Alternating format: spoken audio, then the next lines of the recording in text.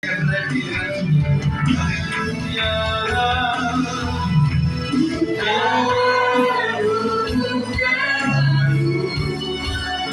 melekati hatiku, selalu melekati hatiku. Imanmu itulah dasar hidupku yang berdaulat tanpa. Sekali lagi kita katakan di hadapan Tuhan,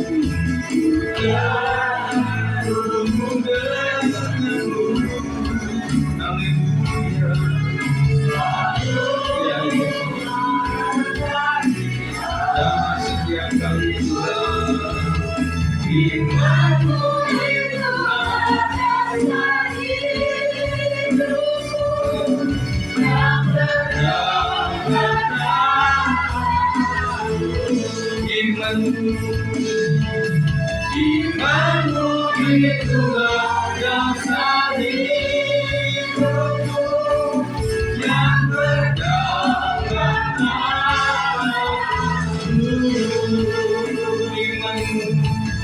Imanmu itulah dasar hidupku yang berdaulat tanpamu.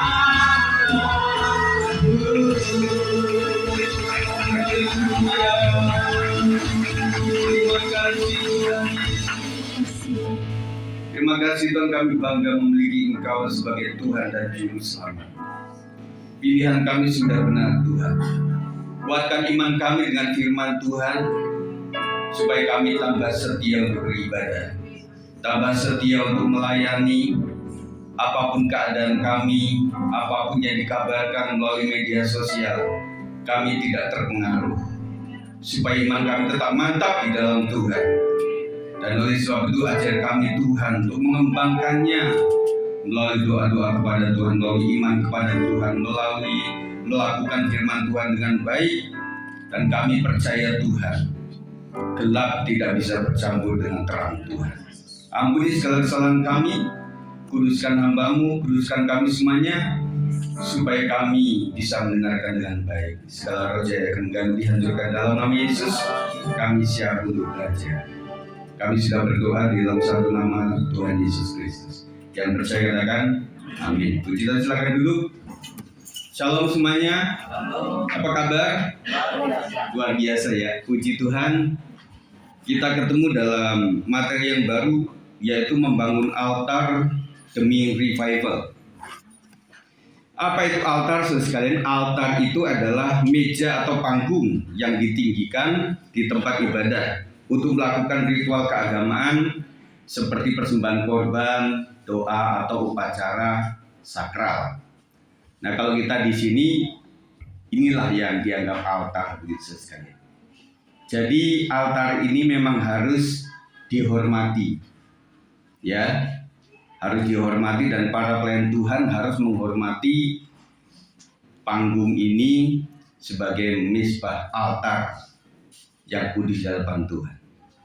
Kalau zaman dulu namanya altar itu memang menyeramkan, saudara sekalian. Orang yang tidak layak di hadapan Tuhan bisa dihukum oleh Tuhan. Tetapi puji Tuhan, masa anugerah ini kita masih oke-oke saja. Tetapi kita semakin menguduskan diri kita untuk melayani pekerjaan Tuhan. Setuju? Pembacaan kita dalam 1 Raja-Raja 18 ayat 30 sampai 39, kita akan baca bergantian, saudara sekalian. Bergantiannya adalah pria dan wanita. Siap? Kalau saudara bisa membaca di depan, silakan baca di depan. Kalau tidak, saudara bisa baca yang ada di handphone yang saya sudah sharekan. Siap? Pria dulu. 1 Raja-Raja 18 ayat 30. 2, 3. Kata Elia kepada seluruh rakyat itu, datanglah dekat kepadaku. Maka mendekatlah seluruh rakyat itu kepadanya. Lalu ia memperbaiki mezbah Tuhan yang telah diruntuhkan itu. Silakan wanita. Menurut jemaah untuk firman Yakub, maka Yakub ini telah datang Ia mendirikan batu-batu itu menjadi mezbah demi nama Tuhan dan membuat suatu parit sekeliling mezbah itu yang dapat memuat 2 sukat benih. Ia menyusun kayu api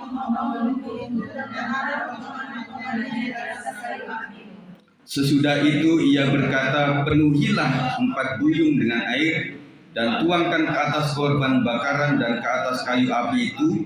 Kemudian katanya, buatlah begitu untuk kedua kalinya, dan mereka berbuat begitu untuk kedua kalinya.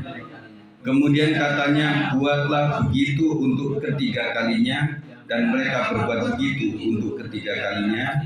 Sehingga air mengalir sekeliling mezbah itu, karena air itu penuh dengan air. Kemudian pada waktu mempersembahkan korban petang, tampillah Nabi Elia dan berkata, ya Tuhan Allah Abraham, Ishak dan Israel, pada hari ini biarlah diketahui orang bahwa Engkaulah Allah di tengah-tengah Israel, dan bahwa aku ini hambamu, dan bahwa atas firman-Mu lah aku melakukan segala perkara ini. Jawablah aku ya Tuhan, jawablah aku, supaya bangsa ini mengetahui bahwa Engkaulah Allah ya Tuhan, dan Engkaulah yang membuat kaki mereka tobat kembali. Lalu turunlah api Tuhan menyambar habis korban bakaran, kayu api, batu, dan tanah itu, bahkan air yang dalam parit itu habis dijilatnya. Semuanya, ketika seluruh rakyat melihat kejadian itu, sujudlah mereka serta berkata, Tuhan dialah Allah, Tuhan dialah Allah. Puji Tuhan. Agar revival terjadi, altar bagi Allah harus dipersiapkan. Altar menjadi seperti landas pacu yang akan menjadi dasar bagi terjadinya kebangunan rohani. Kalau kita dalam bentuk mempersiapkan altar itu dengan tim praise worship, dengan latihan, dengan doa-doa kepada Tuhan. Saya terus ingin menumbuhkan supaya setiap pelayan Tuhan, meskipun tidak dalam doa bersama tetapi pribadi, kalian mesti akrab dengan Tuhan. Pelayan Tuhan harus memiliki gaya hidup untuk menyembah Tuhan. Setuju?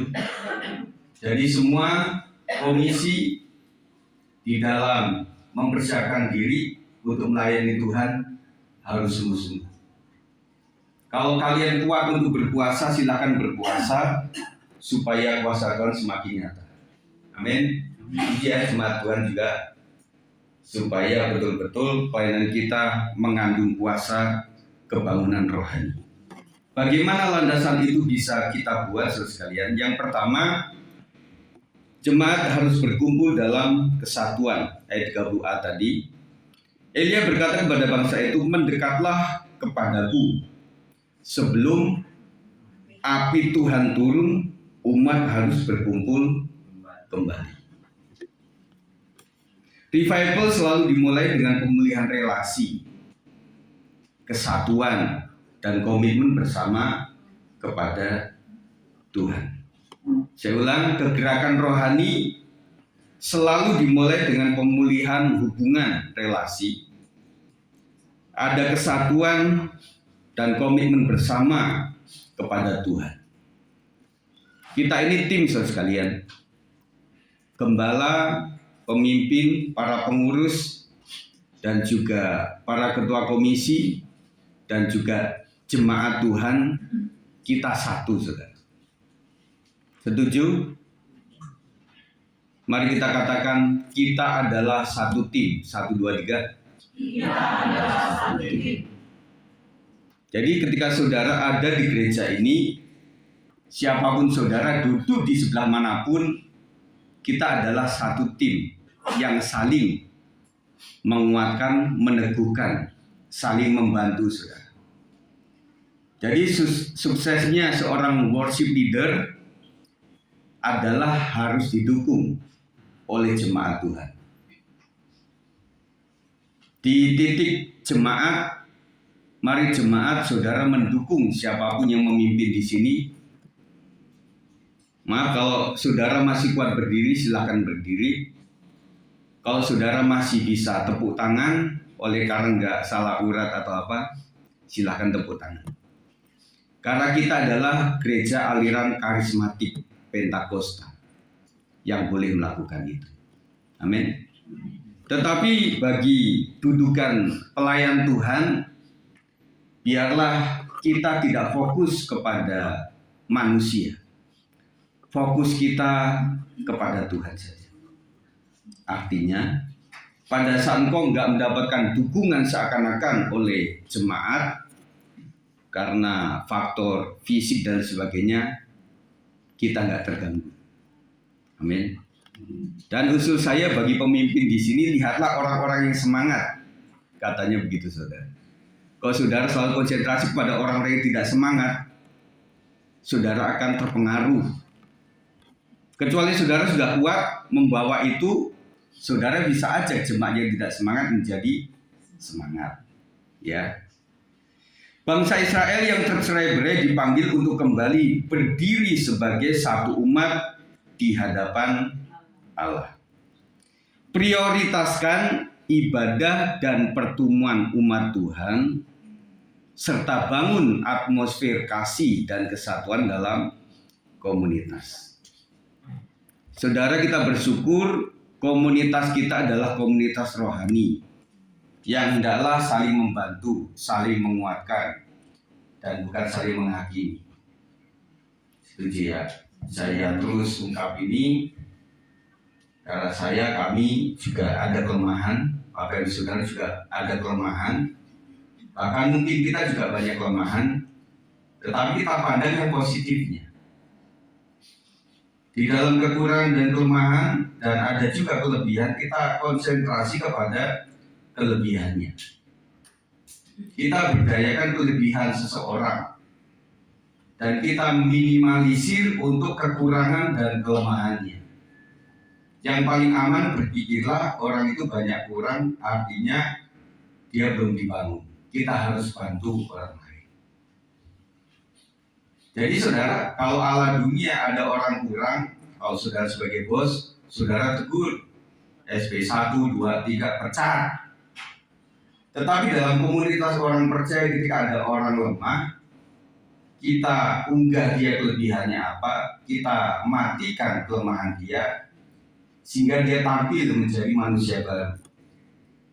Dan segala talentanya bisa diabdikan untuk pekerjaan Tuhan. Itu dia, saudara sekalian, kita adalah teman seiman. Ya, katakan, engkau adalah temanku seiman. 1, 2, 3. Engkau adalah temanku seiman.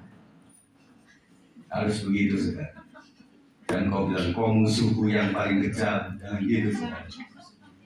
Kita adalah teman seiman, kita adalah sahabat, saudara. Kita tim kerja, saudara. Jadi artinya boleh saya katakan bahwa ketika ibadah itu mungkin nggak sukses, saudara jangan menghakimi itu apanya enggak. Mungkin saudara adalah bagian yang membuat tidak sukses. Jadi satu tim itu satu orang yang membuat gagal, satu tim bisa gagal semuanya. Kan ada game ya saudara, game kelompok begitu, kalau satu salah semuanya dijejer, dihukum gitu ya. Nah kita juga kayak gitu. Jadi waktu ada orang yang di Jemaat GBS 56 ada sesuatu, kita harus ikut terbebani untuk menjadikan kita sahabat dia. Yesus lebih peduli kepada satu domba yang terhilang. Yesus lebih peduli kepada satu domba yang terhilang. Kita harus punya pola pikir perhatian tentang komunitas seperti itu, saudara. Manakah orang yang perlu ditolong? Karena dia mungkin udah enggan untuk berdoa, enggan untuk ibadah, dan bukan kita malah syukur. Alhamdulillah dia nggak datang, nggak, saudara, kita sedih juga. Saya katakan bahwa setiap kita itu, kemarin di WBI saya bilang bahwa kita itu harus cermat, bahwa manusia itu kalau sudah kandung lahir, dia punya tanggung jawab sampai kekekalan itu panjang, saudara. Panjangnya begini. Kita akan mengenal dengan adanya tribulasi ya. Tribulasi itu pengangkatan, saudara, umat yang percaya. Ada yang percaya pra tribulation, ada yang percaya mid, ada yang percaya post tribulation. Buat saya lebih peduli mau pra, mau mid, mau post, yang penting kita siap. Kadang orang terlalu konsentrasi kepada 3 teori ini, tetapi kadang sampai waktu itu terjadi, saudara sudah dipanggil Tuhan. Betul nggak? Jadi buat saya, buat kita adalah kapanpun waktu Tuhan, kita siap. Gitu, saudara. Nah, setelah masa itu, saudara, setelah Tuhan mengangkat umatnya, maka nanti itu ada yang namanya belenggu terhadap kuasa gelap untuk masuk kepada 1000 tahun. Ya, saya percepat aja 1000 tahun. Kemudian di masa ini, saudara, memang iblis diikat. Jadi di dunia 1000 tahun itu betul-betul semuanya damai, semuanya enak, karena Tuhan yang memimpin. Jadi ketika saudara sudah meninggal, nanti ada masa itu, saudara. 1000 tahun lagi, saudara. Kalau ada manusia yang bercita-cita, aku ingin hidup 1000 tahun lagi, ya udah, takut sama Tuhan. Tetapi sebelum masa berakhirnya 1000 tahun, nanti iblis dilepas untuk menggodai lagi manusia. Nah, di masa ini, saudara, setiap orang punya pilihan, free will, kembali dikasih sama Tuhan. Orang berpikir masa damai tentunya orang akan ikut Tuhan semua, meskipun ada godaan, gangguan dari kuasa gelap. Tapi tidak, saudara. Tuhan betul-betul fair, artinya engkau ikut aku betul-betul sampai ujian di dunia, sampai di ujian 1000 tahun, kau siap ikut aku atau tidak, begitu, saudara. Dan ternyata banyak juga yang ikut iblis. Nah, setelah itulah perang terjadi antara Tuhan dan kuasa gelap, dan dimenangkan oleh Tuhan. Nah, baru setelah itu pengadilan yang terakhir, saudara sekalian, untuk menentukan upah. Panjang, saudara. Nah, setelah itu barulah yang namanya langit baru, bumi baru. Semuanya baru, saudara. Tempatnya di mana? Pokoknya yang dunia yang awal yang kita tempati lenyap semuanya, saudara. Kemudian baru masa kekal. Panjang, saudara. Ya, makanya hari ini waktu kita masih hidup ini adalah waktu yang menentukan buat kita sekalian. Ya, mari saudara sekalian pandang Tuhan, pandang terus padanya, jangan menoleh. Zaman lagu-lagu zaman dulu luar biasa. Jangan meleng, jangan menoleh, pandang terus Yesus. Jangan pandang masalah kita, saudara. Ya, sampai iman kita itu seperti lagu itu, walaupun gunung tak berpindah, walaupun masalah masih ada, tetapi kita tetap percaya. Itu, saudara. Jadi kalau orang tidak punya masalah dan kemudian dia tetap percaya sama Tuhan, kayaknya itu mudah, saudara. Tetapi kalau saudara banyak masalah dan tetap beriman kepada Tuhan, itu baru jempol, saudara. Dan saudara, saya bilang jangan melihat orang-orang yang kadang ada pembandingin. Saya melihat tuh Pak Gembala, ada orang yang nggak ibadah, cara doa, melayani juga enggak. Kok tetap sehat, bisa jalan-jalan, dia bisa beli ini, beli itu, gitu. Kita bisa terjebak, saudara. Ya. Nantinya pikiran kita akan begini. Wah, kayak si bapak ibu saudara itu aja, nggak usah datang ibadah, nggak usah komsel, nggak usah doa-doa, nggak usah melayani, nggak usah tabung persembahan, persepuluhan, mereka tetap aman begitu, saudara. Itu jebakan, saudara. Jadi berkat itu tidak selalu berkat. Saya pernah mengarang lagu, biarlah berkat itu betul-betul menjadi berkat. Amin. Artinya berkat itu memang kita peroleh dari pergumulan bersama Tuhan. Doa sama Tuhan, bekerja keras, ora et labora, dan akhirnya muncul berkat itu dan kita berkata ini semua dari Tuhan. Tetapi buat orang yang kelompok yang saya bilang tadi juga bahaya, saudara. Dia melihatnya begini, ya mending kayak saya dong, yang nggak doa, nggak melayani, jarang ibadah, dan nggak memberikan apa-apa kepada gereja Tuhan. Saya bisa pembelian apa-apa, bisa jalan-jalan kemana-mana. Saya sehat walafiat.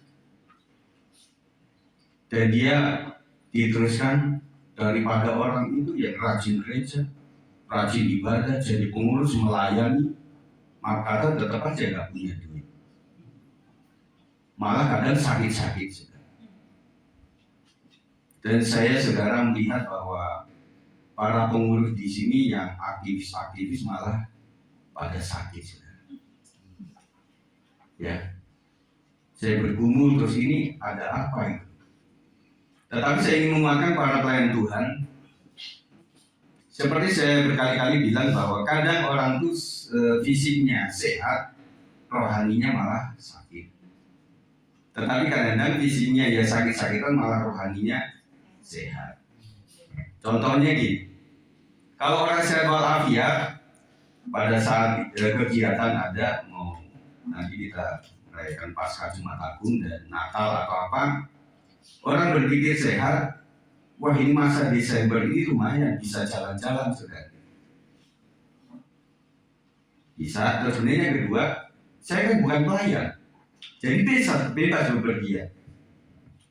Memangnya saudara saya sebagai gembala, istri, anak-anak nggak pengen jalan-jalan pada Sabtu Minggu gitu. Saudara pernah pikir gitu nggak kira-kira? Ini masih daging loh, saudara. Pengen juga, saudara. Tetapi karena melayani Tuhan punya tanggung jawab, makanya kami tidak pergi di hari Sabtu Minggu. Berarti saya berpikirnya berarti orang-orang yang tidak mau melayani mungkin tidak mau terikat. Betul nggak, saudara? Analogi saya. Kok saudara jadi ketua komisi, terusnya saudara jadi pelayan Tuhan di sini, saudara kayaknya tidak mudah untuk izin. Tanya pribadi Bang Berto, pengen nggak kadang-kadang nggak main drum gitu, jadi jemaat atau mungkin bisa jalan lah hari Minggu itu ya. Mungkin pada awal juga berpikir seperti itu. Nah, makanya kami itu kadang-kadang melibatkan saudara menjadi pelayan itu adalah supaya saudara ada terikat dengan kepentingan kerajaan Allah. Maksudnya saudara tidak mudah untuk tinggalkan ibadah karena saudara asyir, saudara pengedar kantong kolektor, saudara pelayan musik, pujian, guru sekolah minggu, dan lain sebagainya. Itu saudara. Wah, Pak Sigi kejam ya. Enggak, ini demi kita masuk surga. Demi kita masuk surga. Nah, artinya kalau para pelayan Tuhan hari-hari dikasih izin sakit, ya bukan berarti makanya kita nggak boleh menghakimi, saudara. Wah, itu kayaknya nggak benar nih. Kayak sahabat-sahabat Ayub kan begitu, kita sering membaca itu kan. Ini nggak mungkin nih Ayub saleh. Kalau saleh kenapa mesti sakit? Mungkin Bapak Ibu Saudara juga merasa aku pelayan Tuhan kok sakit. Dan di kalangan kita jangan ada yang menghakimi, wah itu pasti nggak berkenan di mata Tuhan. Kita lihat Ayub yang mengalami seperti itu. Tetapi kembali kepada jalan Tuhan itu, Tuhan Yesus dimuliakan setelah dia menderita. Biarlah berkat yang saudara terima adalah betul-betul berkat yang awalnya memang saudara berdoa, berjuang, dan kemudian Tuhan memberikan kesuksesan. Dan pada akhirnya, jemaat sekalian, saya bersyukur saya sudah dapat usaha baru, saya sudah dapat promosi pekerjaan, dan saya sudah mendapatkan kenaikan gaji. Mari teman-teman saya ajak untuk ke rumah. Kita mengadakan konser, kita bersyukur karena saya sudah naik gaji, naik pangkat dan sebagainya. Kita makan bersama ya. Dan kemudian dalam pertemuan itu seorang ini bersaksi, saudara. Jadi saudara, saya undang saudara ke sini karena saya menerima berkat Tuhan. Jadi para pengunjung itu akan melihat bahwa orang ini sukses oleh karena Tuhan. Begitu, saudara. Benar nggak? Jadi tujuan kita mengundang orang ke rumah supaya tahu bahwa dia bisa sukses itu karena Tuhan. Jadi orang nantinya berakhirnya tidak iri hati. Nggak iri hati. Ketika ada temen yang lain bilang, itu lihat tuh, kayaknya hidupnya enak tuh, pasti gini gitu. Ya nggak benar, nggak. Waktu kemarin syukuran di rumahnya dia sudah bersaksi. Perjuangan dia cukup berat. Tetapi Tuhan kasih berkat sama dia. Oh gitu ya, saya pikir gini, enggak. Itu tujuannya, saudara sekalian. Prioritaskan ibadah dan pertemuan umat Tuhan serta bangun atmosfer kasih dan kesatuan dalam komunitas. Saudara sekalian, kita saling mengasihi satu dengan yang lain. Amin. Semua kita adalah saudara, keluarga semuanya. Ya. Jadi kita harus saling mengasihi, mengampuni apapun kelemahan orang. Ya. Yang kedua adalah mezbah dipulihkan. Elia memperbaiki mezbah Tuhan yang telah diruntuhkan. Mezbah adalah simbol ibadah, komitmen, dan pengabdian kepada Allah. Mezbah ini adalah simbol dari sebuah ibadah kepada Tuhan. Simbol komitmen kita kepada Tuhan. Komitmen, saudara. Kadang saya berpikir kita harus punya mental seperti yang dilakukan oleh para pemimpin perusahaan itu, saudara. Maksudnya gini. Bos bilang gini, para karyawan macet sudah bukan alasan. Kecuali banjir kemarin ya. Akhirnya ada WFH sampai 15 Januari di DKI tapi. Ya kita bersyukur di sini nggak banjir sekali. Kemudian ada seorang karyawan yang datang ke bosnya. Bos, maaf ya, mungkin beberapa kali ini saya akan banyak izin gitu. Kenapa? Ya karena istri saya hamil muda, ya baru menikah. Gitu. Mohon maaf ya bos. Ya boleh, silakan aja supaya istrimu selamat. 1, 2, 3 kali, 4, 5, sampai 10 kali. Bos bilang apa? Pak, maaf ya, mending saudara Bapak untuk sementara resign dulu dari kantor ini, supaya Bapak sampai istrinya melahirkan. Artinya untuk kantor itu sudah tidak ada alasan lagi. Dalam artian ya, aduh sayang sekali ya Pak, Anda harus terganggu jam kerjanya dengan istri Anda hamil tua. Terus karyawan kedua bilang begini, Pak Bos, maaf ya, untuk bulan depan saya sudah pindah rumah. Yang tadinya di Jakarta, perusahaannya di Jakarta sudah kantornya. Maaf, saya mungkin akan agak-agak telat karena saya akan pindah di Bekasi Ujung, Bekasi Barat. Oh gitu ya, kita coba aja. Telat 1, telat 2, 3. Nanti kembali bos bilang gini, Pak maaf ya, mending Bapak cari kantor yang di Bekasi saja Pak, supaya tidak ada alasan itu. Gitu saudara. Nah, Tuhan pernah bilang di Alkitab itu pada saat musim itu celakalah orang yang sedang hamil atau apa begitu. Nah artinya bagi Tuhan itu ya cuma ada kata aduh sayang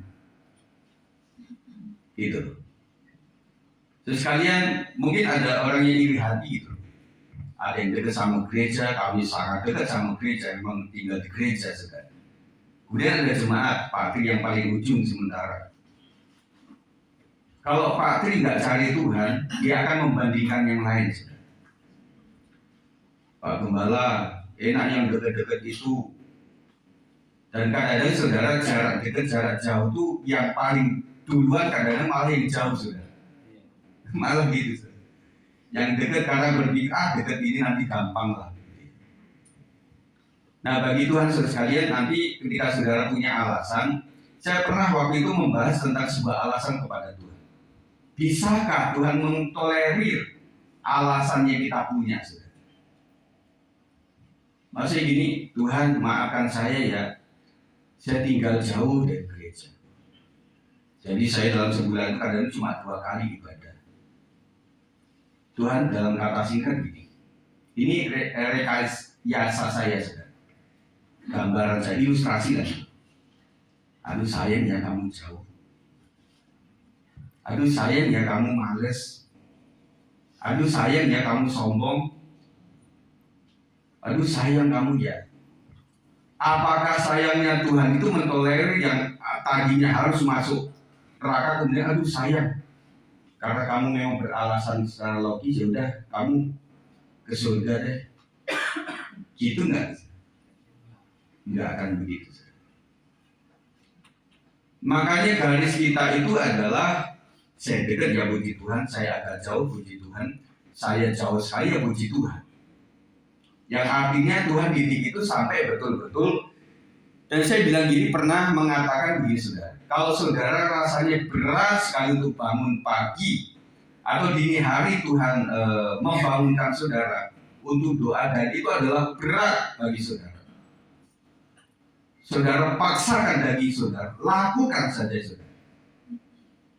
Dan Tuhan di sisi yang lain itu sangat menghargai pengorbanan seseorang. Artinya upah dalam kita mengorbankan waktu kita untuk bangun yang susah itu, kadang mujizat Tuhan terjadi. Kalau doa gampang saudara, ya kayak doa makan ya sudah. Rata-rata yang penuh penderitaan waktu kita doa sama Tuhan, itu Tuhan jawab luar biasa. Makanya saudara sekalian, saudara ketika sedih hati di dini hari jam 4, jam 3 itu saudara bangun, paksakan bangun saudara. Istriku bersaksi bahwa dia memang suka bangun. Karena dia bangun kemudian ada waktu doa sama Tuhan. Saya berharap saudara seperti itu. Ya. Jadi Tuhan melihat pengorbanan. Saudara, di tingkat pelayanan saudara kadang-kadang saya melihatnya bahwa kenapa ya Bapak itu yang khotbah juga kadang nggak bisa. Ya dia bisanya rajin besu-besu ke jemaat gitu. Dan secara teologinya juga dia nggak tinggi-tinggi amat gitu loh. Tetapi dia diberkati dengan luar biasa. Tetapi ada seorang pendeta ini udah S2, dia pinter bahasa Yunani, Ibrani, tetapi ya jemaatnya yang ada saja gitu. Nah saya melihat di sini adalah yang pertama kesetiaan seorang hamba Tuhan. Yang kedua adalah pengorbanan dia. Dan selanjutnya komitmen dia. Jadi saya saksikan bapak saya itu memang ada di tingkat itu saudara. Nah suatu saat saya komunikasi dengan satu pendeta di Lampung itu Pak Suwito itu ya, yang dia pernah kasih ginjalnya untuk anaknya itu. Dia bersaksi gini, Mas ini kenapa kemarin nggak berkunjung ke unit 2? Dia bilang. Itu saya nggak sempat gitu. Tema apa ya? Rumah saya bocor-bocor. Oh gitu ya. Karena saya komit Pak Sigit itu. Jadi saya itu harus membangun 5 gereja. Jadi kata Tuhan kepada saya itu, kamu bangun dulu yang 5 ini, yang terakhir itu 5 ini di Menggala. Kamu bangun semua gereja-gereja itu, baru kamu bangun rumah. Begitu sudah. Saya bilang Pak Suwito pada Pak Suwito ini, sama Pak, kami juga begitu ya, Pak Asap yang pernah ke rumah kami. Jadi rumah Tuhan megah, tetapi rumah pribadi gembala itu apa adanya. Ya, saya pernah cerita waktu itu kan yang teman-teman saya dari waktu itu yang datang dia bilang, Nanti kalau kamu sudah sukses, bangun rumahmu ya. Karena itu gede saudara waktu itu. Tapi rumahnya rumah Tuhan megah. Jadi kami belajar dari orang Bali saudara. Kemarin Bang Riki ke Bali ya Pak. Kami di Lampung itu ada namanya Trans Bali saudara. Itu dekat dengan sekolah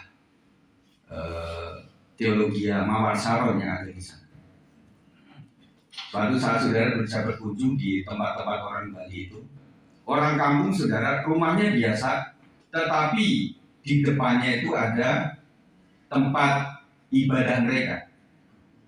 Gapura termasuk apa itu rumah pura. Mereka keren-keren saudara. Betul gak? Artinya di sisi ini kalau dia sudah punya hubungan yang akrab dengan Tuhannya, dia akan memberikan yang terbaik untuk Tuhan dia meskipun rumahnya dia biasa-biasa saja.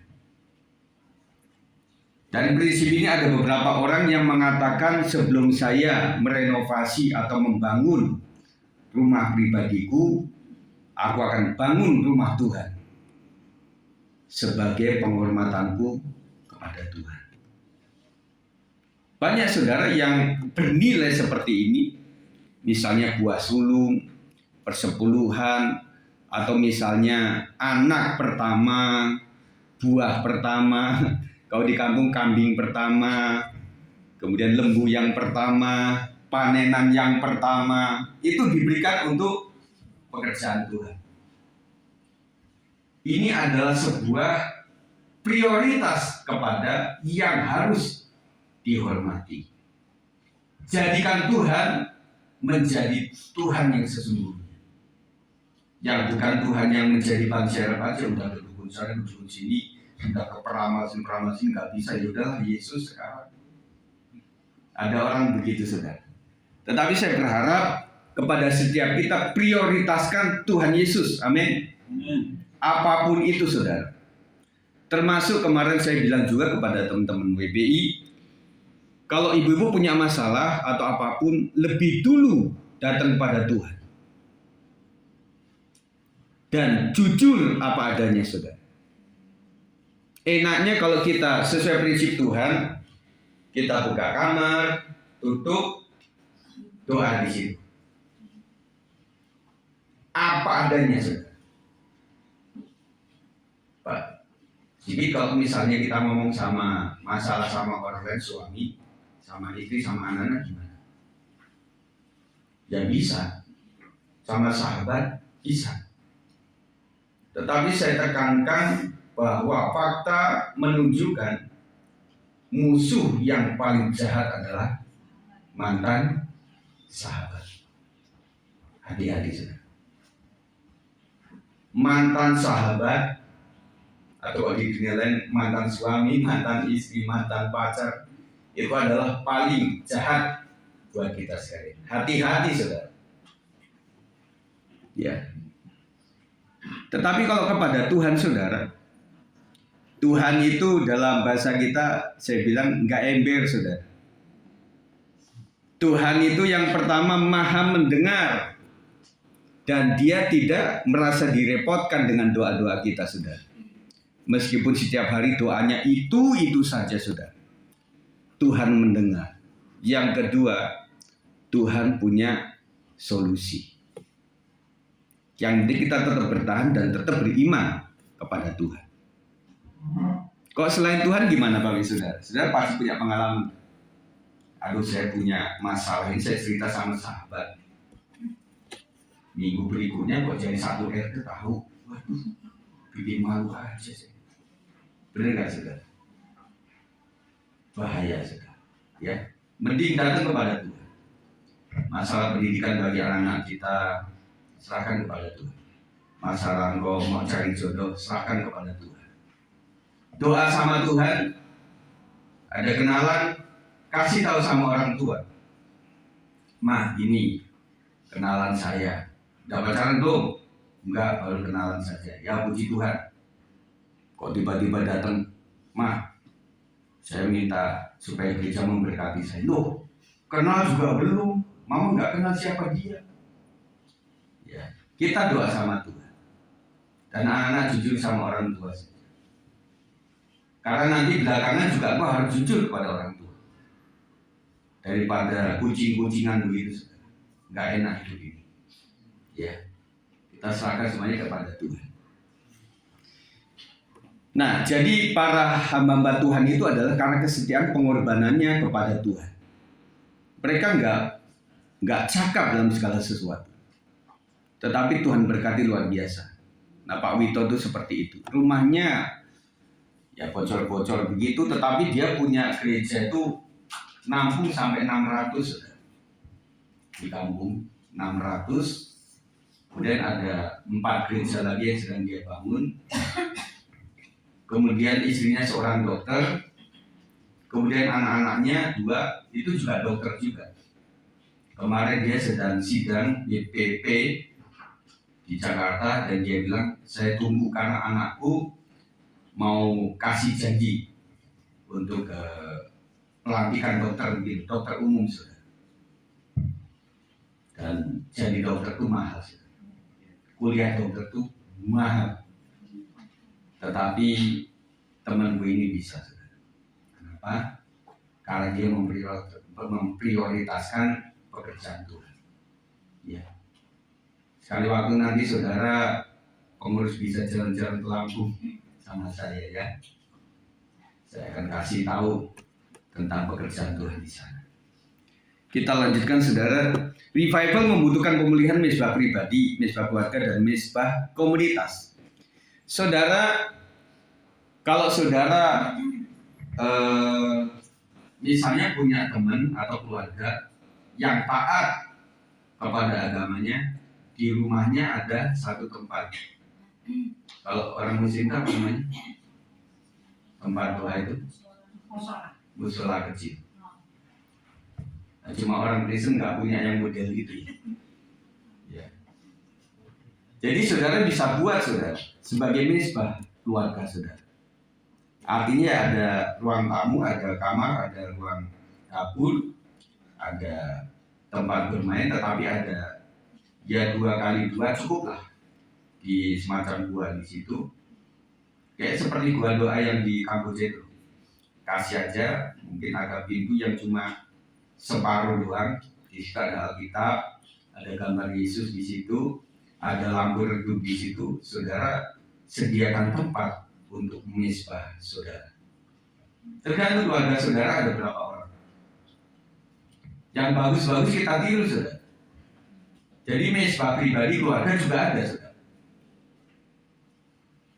Tetapi di situ ada juga mezbah keluarga. Yang tadi pribadi sudah doa sendiri, mamanya sendiri, papanya sendiri, doa pribadi. Seperti saya bilang tadi, kalau doa seorang istri dekat sama suami kadang-kadang terbatas, betul nggak? Suami mau doa, ada istri juga terbatas kadang. Gua mau doain lu ada di situ. Gimana saya mau ngomong kan begitu. Makanya doa pribadi penting. Saudara ngobrol, ngadu sama Tuhan. Nah kalau sama Tuhan kejelekan suami istri anak boleh saudara adukan di sana. Jangan sama tetangga saudara adukan itu. Dan Tuhan akan tolong saudara. Baru kumpulkan anak-anak untuk di satu tempat itu. Nah kita doa ya. Kita singkat saja. Habis doa, kamu belajar, kamu di kamar masing-masing. Yang penting kita sudah doa dulu. Kenapa mesti awal? Karena kita ada punya anak yang kecil. Dan konsentrasi anak kecil nggak bisa panjang. Ya kita doa singkat, yang penting kita ada doa. Nah itu silahkan kamu mau nonton, yang satu mau main game, yang satu mau mengerjakan PR-nya silahkan saja. Yang penting kita sudah doa. Kemudian ada mezbah komunitas gereja saudara. Kemarin ngobrol sama istri, kenapa saya putuskan untuk nggak ada Zoom, kok hujan? Jadi membuat doa Rabu itu juga, nggak tahu saudara apakah saya mesti buat Zoom lagi untuk doa bersama saudara. Nah itu udah buat itu nanti nggak hujan kan gitu. Tetapi plus minus sih, doa Zoom juga ada plusnya, ada minusnya juga. TKP juga ada plus minusnya juga. Zoom enaknya kita bisa di rumah, dan kemudian setelah itu kita bisa melakukan aktivitas kembali. Kita nggak usah datang ke sini, saudara. Apalagi yang jauh-jauh dari Sawangan itu kan. TKP kita senang. Kalau biasanya di rumah kita nggak bisa teriak-teriak, di sini kita bisa teriak. Tetapi kelemahannya kita mesti datang ke tempat ini. Jauh, tenaga, orang berpikir, BBM juga bensin. Habis untuk pulang mengerjakan sesuatu lagi, mesti ada waktu lagi. Lo kalau udah ketemu di sini ngobrolnya belum, saudara. Ngobrolnya bisa panjang, saudara. Kami doa jam 7, jam 8 selesai sebenarnya. Nanti bisa pulang jam 9. Saudara. Jadi terus minus, saudara. Atau mungkin saya buat kayak kemarin. Jadi ya udah kita TKP 3 kali. Baru minggu pertamanya kita Zoom hari Rabu itu. Atau dua-dua. TKP Zoom begitu, saudara. Nanti tolong sampaikan kepada saya apakah kita membuat seperti itu. Karena dua-duanya penting, saudara. Saya selalu berpikir sebagai gembala, waktu kita doa itu semoga banyak yang datang gitu, saudara. Seperti di Zoom itu kalau misalnya satu Zoom akun minimal 2 orang, 10 yang hadir itu udah 20. Dan pastinya bisa lebih, saudara. Ya, itu gambaran dari saya. Jadi mezbah dalam gereja mesti ada juga, saudara. Doa-doa kita harus kita lakukan. Para komisi silakan membuat PRBI, nanti Bang Beto silakan membuat secara Zoom mungkin sebulan sekali untuk datangkan anak-anak remaja pemuda. Saya melihat di sini ada berapa yang sudah masuk, masukin aja di grup itu ya, bikin aja Zoom di situ. Doanya nggak usah panjang-panjang. Teman-teman kita akan doa sama-sama untuk ini untuk itu. Doa, worship dulu, baru doa, habis itu bacakan renungan yang singkat, tutup doa, selesai, sampai. Kemudian untuk DMBI juga silahkan, karena DMBI relatif susah ketemunya ya, saudara sekalian, saudara bisa pakai Zoom. DMBI bolehlah jam 9 malam, Zoom-nya itu sampai setengah 10 selesai. Tujuan saya adalah supaya kita ada mezbah secara kelompok. Pribadi ada, keluarga ada, dan komunitas komisi ada juga. Setuju ya? Nah, sekalian kita sudah bentuk itu, dan akhirnya mungkin untuk bapak-bapak sementara saya yang menjadi ketuanya. Karena saya pilih satu nanti ada yang komplain lagi, saudara. Kalau di tingkat bapak-bapak itu serba salah. Pilih siapa juga nanti ada aja. Jadi ketuanya Bapak Gembala. Ya. Nah, kalau komunitas yang lain, komisi yang lain masih bisa lah, saudara. Periksa batu-batu yang hilang dikembalikan. Ini gambaran memperbaiki di area-area yang runtuh. Doa, kekudusan, integritas, dan disiplin rohani. Nah, artinya kita mesti kumpulkan sama-sama, saudara, tentang kekuatan kita, doa kita, hidup yang kudus, integritas kita, apa yang kita katakan itu yang kita lakukan, apa yang kita lakukan berdasarkan apa yang kita katakan, dan juga memiliki disiplin yang rohani. Kita kumpulkan itu, saudara. Periksa mezbah pribadi, apakah doa masih menjadi pusat hidup kita? Bangun kembali ibadah keluarga, pulihkan komitmen untuk hidup kudus dan taat firman. Saudara, bagian ini nanti di rumah saudara renungkan, ini sangat penting untuk membuat kegerakan rohani terjadi dalam kehidupan kita. Yang terakhir, yang ketiga, api Tuhan dinyatakan. Setelah mezbah dipulihkan, api Tuhan turun, ini tanda bahwa Tuhan berkenan. Api melambangkan kuasa, pemurnian, dan pembaruan ilahi. Revival terjadi ketika Tuhan mengirimkan apinya ke atas umat yang siap dipakai. Respon umat, Tuhan dialah Allah. Revival sejati mengembalikan fokus kepada Allah saja. Kita harus fokus kepada Tuhan saja, bukan pada gembala, bukan kepada siapapun yang melayani tempat ini. Kita harus fokus sama Tuhan. Kalau kita fokus sama Tuhan, maka Tuhan yang memeriksa hati kita, dia akan turun. Kalau saudara hingar-bingar fokusnya kepada yang lain-lain, bagaimana Tuhan mau turun? Ilustrasinya, Tuhan sudah angguk-angguk di luar sana, di angkasa, mau turun, ya. Dia lagi main-main handphone, mau turun, dia ke dukun, mau kasih berkat, tunggu Kak, jangan kasih berkat dulu. Dia lagi mainan media sosial itu. Jadi banyak yang membuat kita terganggu, saudara. Karena nggak fokus sama Tuhan. Fokus sama Tuhan artinya sudah buka tempat usaha saudara, doakan dalam nama Yesus. Dan Tuhan berkata, nah ini baru ini pengusaha Kristen sejati.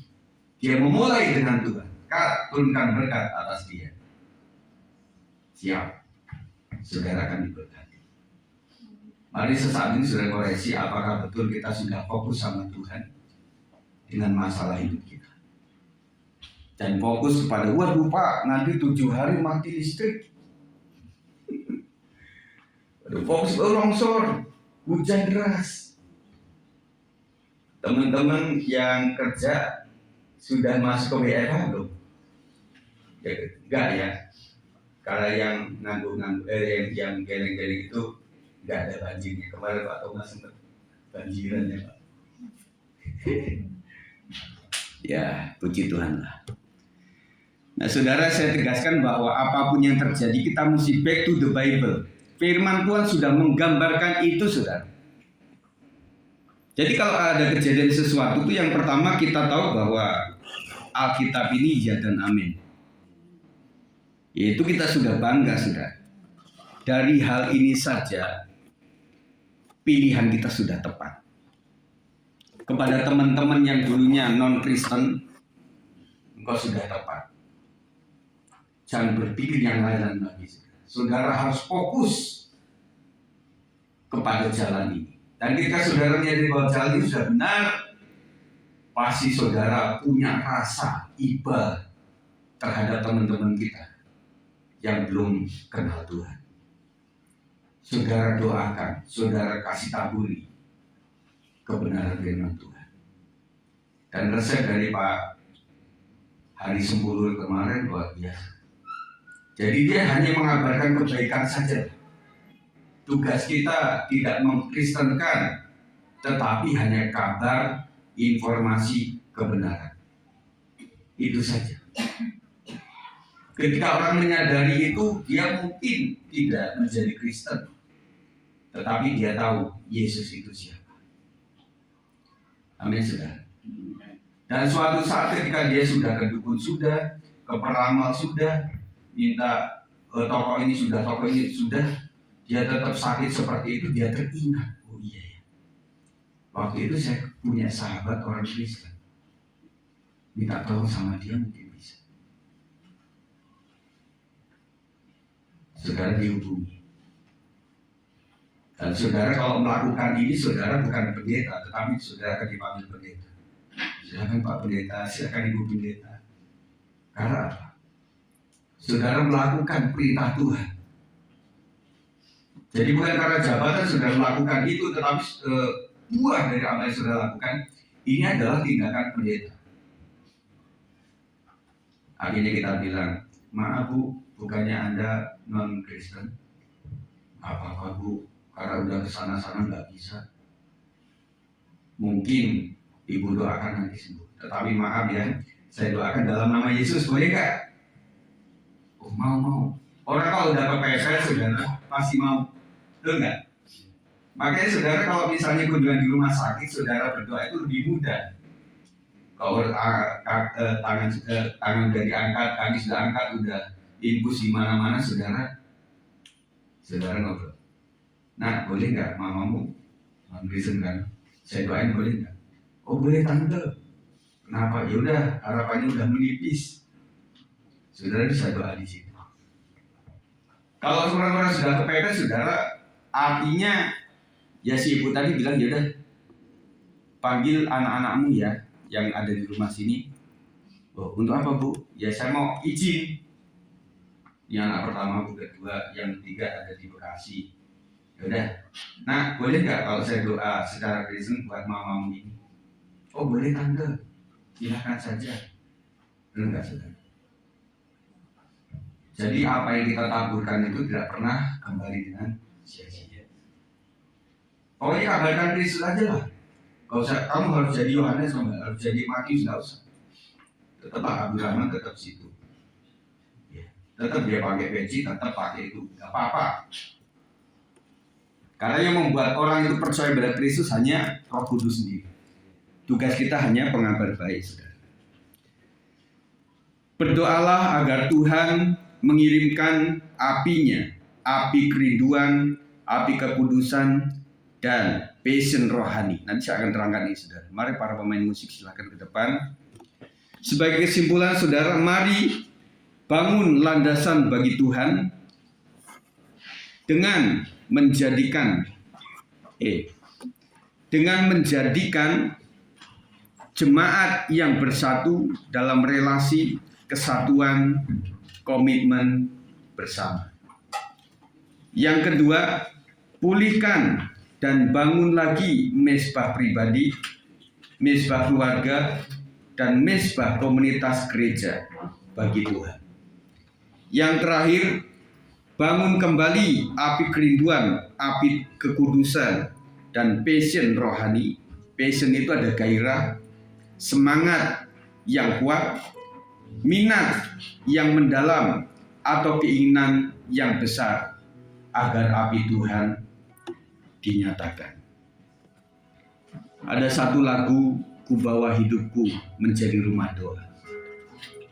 Jadikan pribadi kita adalah penyembah Tuhan. Jadikan kita menjadi gaya hidup yang terus berdoa kepada Tuhan. Jadi orang menangis di hadapan Tuhan, mau bapak-bapak yang kekar atau apapun juga, itu di mata Tuhan sangat berharga, saudara. Mari munculkan kehidupan gairah rohani yang luar biasa, supaya Tuhan melawat setiap kita, saudara. Saya percaya bahwa banyak pergumulan dalam keluarga kita, saudara. Anak-anak sekolah bergumul, cari teman pergumulan, cari jodoh pergumulan. Yang keluarga-keluarga muda kau juga bergumul untuk keturunan, untuk masa depan anakmu dan lain sebagainya. Buat orang tua bergumul untuk anak-anak, cucu, menantu. Bagi oma opa juga seperti itu. Semua kita punya pergumulan, saudara. Saya rindu lawatan Tuhan terjadi atas kita. Jadikan hidup kita menjadi baik Tuhan. Amin. Kita naikkan pujian ini. Ku bawa hidupku sekarang ke tempat kudusmu, Tuhan. Di mezbahmu ku serahkan seluruh hidupku. Katakan, penuhi hatiku sekarang. Semuanya menyanyi. Penuhi hatiku sekarang dengan urapan yang baru, agar aku lebih lagi mendengar suaramu. Mari wanita saja katakan, bawa hidupku.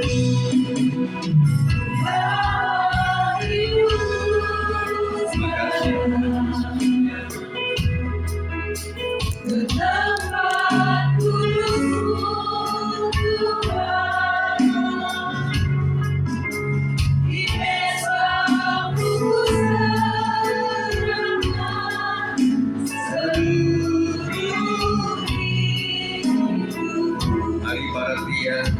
Bawa hidupku sekarang,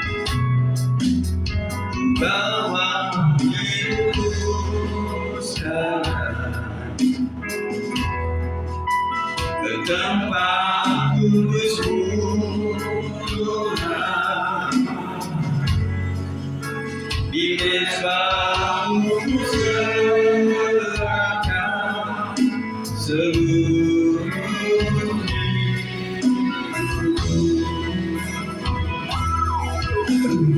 Kasih Dia penuhi hatiku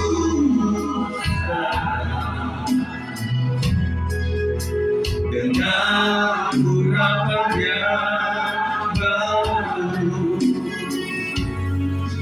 agar aku lebih lagi mendengar suara-Mu.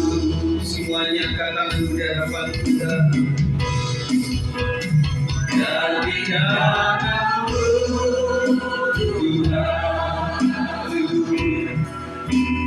limpah doa-Mu,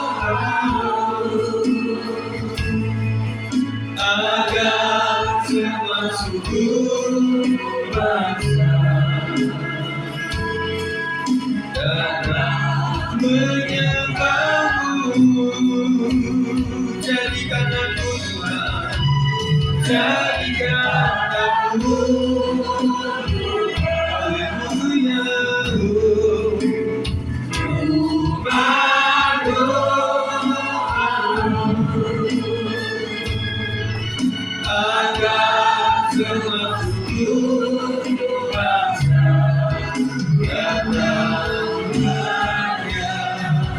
menyembah-Mu. Jadikan aku Tuhan, Tuhan-Mu, haleluya. Jadikan aku Tuhan, rumah doa-Mu, agar semua suku bangsa datang menyembah-Mu, datang menyembah-Mu. Jadikan aku Tuhan, haleluya, rumah doa-Mu, rumah doa-Mu, agar semua suku bangsa datang menyembah-Mu. Sekali lagi, jadikan aku Tuhan, jadikan aku Tuhan,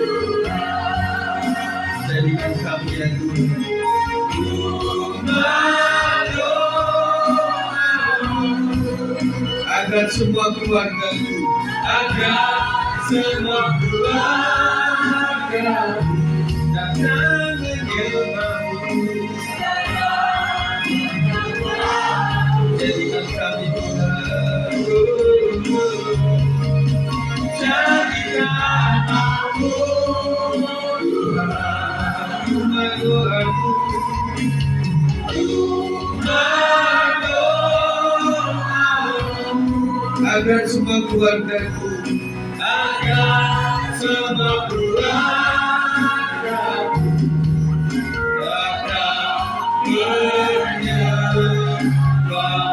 Mari kita sembah Tuhan, haleluya, Tuhan Yesus Tuhan. Jadikan kami menjadi rumah doa-Mu, ampuni setiap dosa dan kesalahan kami. Kami percayakan kasih dan anugerah, Dia yang sempurna sendiri. Terima kasih Tuhan Yesus Engkau baik. Kau menjamah satu persatu Tuhan, setiap pribadi dalam nama Yesus mengalami mujizat kuasa daripada Tuhan, mengalir atas setiap kami Tuhan Yesus. Haleluya. Kami percayakan kuasa-Mu, kami nyatakan kuasa-Mu luar biasa.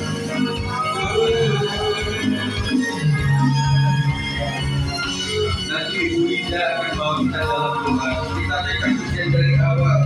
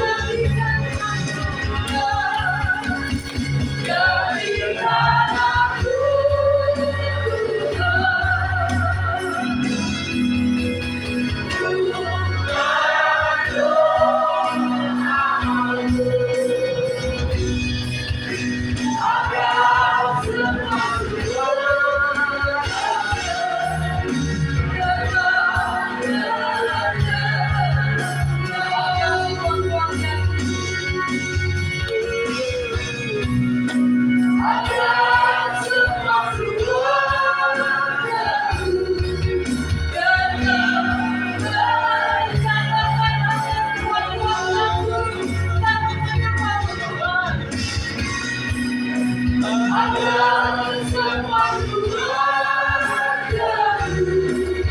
datang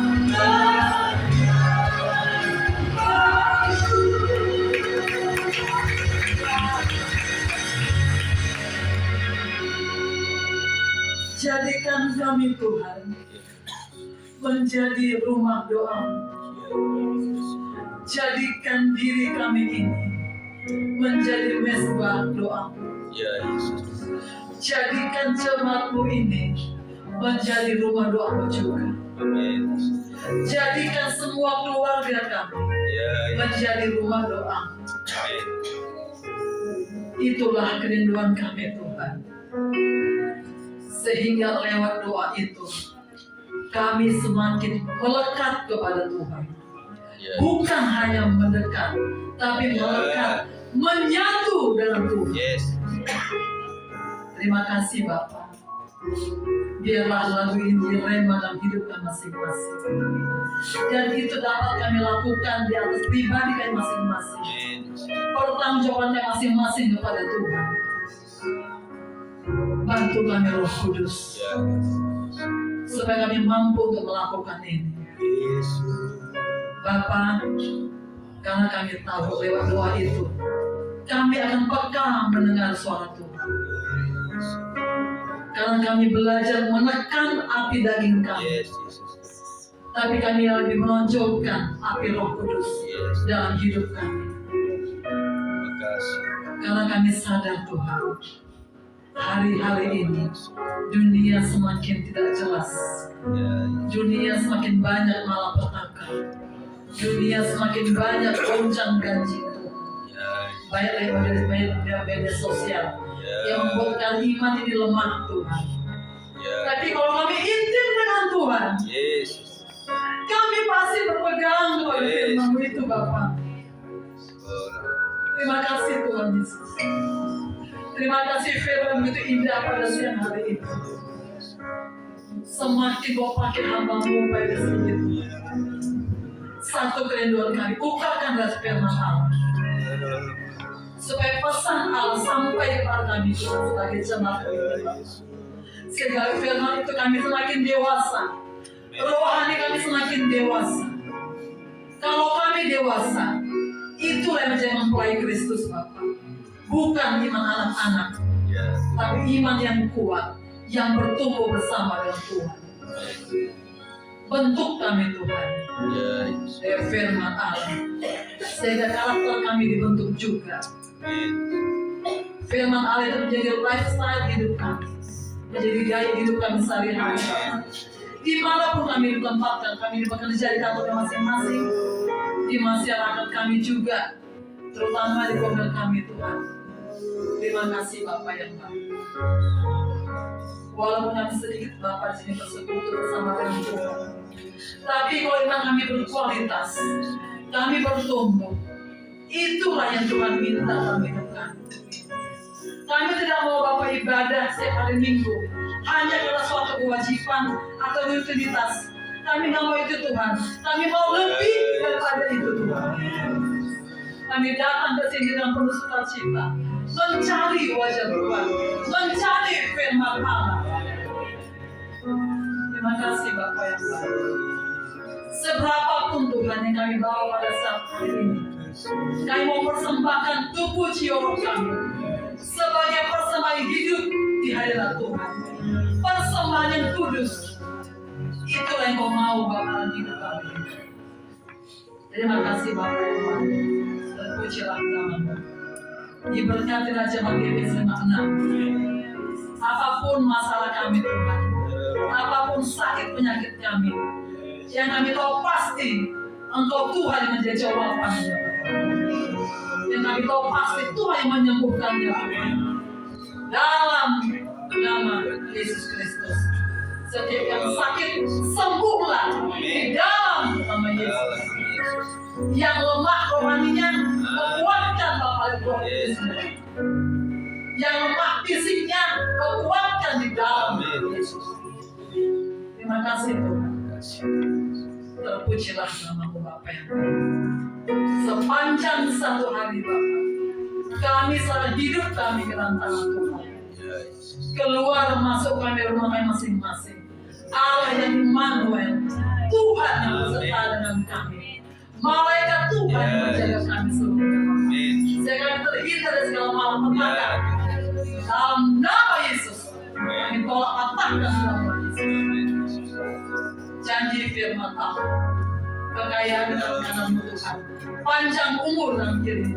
Itu menjadi bagian kami Bapak. Satu janji firman Allah. Engkau genapi itu dalam diri kami masing-masing. Terima kasih Bapak, dan pujilah namamu. Kami berdoa hanya di dalam nama Yesus Kristus, Allah kami yang hidup. Bersama-sama dengan saya katakan, amin.